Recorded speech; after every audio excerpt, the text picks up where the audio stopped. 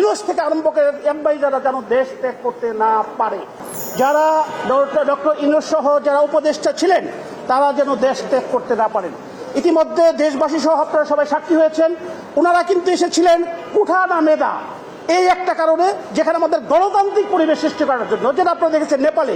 কিন্তু ওনারা এসে আমাদের প্রতিষ্ঠিত 1979 থেকে যে টিকা দেওয়া হতো হাম বাম যেটা বলা হয়, যারা জাদুঘরে চলে গিয়েছিল, সেটাকে ওপেন টেন্ডার ব্যবস্থা করেছিল। যে কারণে ইউনিসেফের আমাদের কান্ট্রি ডিরেক্টর উনি বলেছে Rana forward God sake please don't do. তারপরেও তারা এটা করেছে, যে কারণে আজকে আমাদের শত শত শিশু মারা যাচ্ছে এবং আপনাদের রিপোর্টের মাধ্যমে মানুষ দেখছে।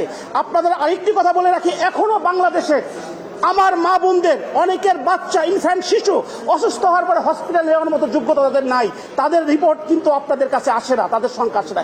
এই যে হত্যাকাণ্ড, এটা পরিকল্পিতভাবে, কারণ হচ্ছে ডক্টর ইউনূসের আরেকটি ইনফরমেশন আপনাকে দেই, উনি শুধু এই বাংলাদেশ গ্রামীণ ব্যাংকের শেয়ার চেঞ্জ করেনি, সম্পদ শুনেছেন, সম্পদ নামে যেটা আপনার নগদের মতো বিকাশের মতো একটা, যেটা কোটি কোটি টাকা লেনদেন করেছেন, আদম ব্যাপারে লাইসেন্স থেকে সবই দিয়েছেন, শেয়ার ধারাবাহিকতায় এই আমাদের জীবনের সাথে সম্পৃক্ত, যেখানে জিরো লেভেলে চলে গেছে হাম বাম যেটা, সেটাকে উনি বন্ধ করেছেন শুধু প্রাইভেটের জন্য। আমি আমার রিট পিটিশন আজকে দায়ের করেছি 6548/2026। আমি পিটিশনার, কারণ হচ্ছে এটাকে একটা থ্রোলি ইনভেস্টিগেশন করতে হবে, যেটা আইনের 3 দ্বারা ইনকোয়ারি কমিশন অ্যাক্ট, এবং ইনকোয়ারি না হওয়া পর্যন্ত এই প্রত্যেকটা লোক ডক্টর ইউনূস থেকে আরম্ভ করে অ্যাডভাইজাররা যেন দেশ ত্যাগ করতে না পারে।